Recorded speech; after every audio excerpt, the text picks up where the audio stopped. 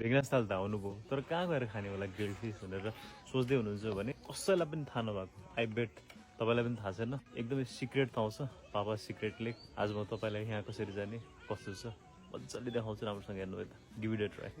thank you ल चाहिँ म अलि सही छु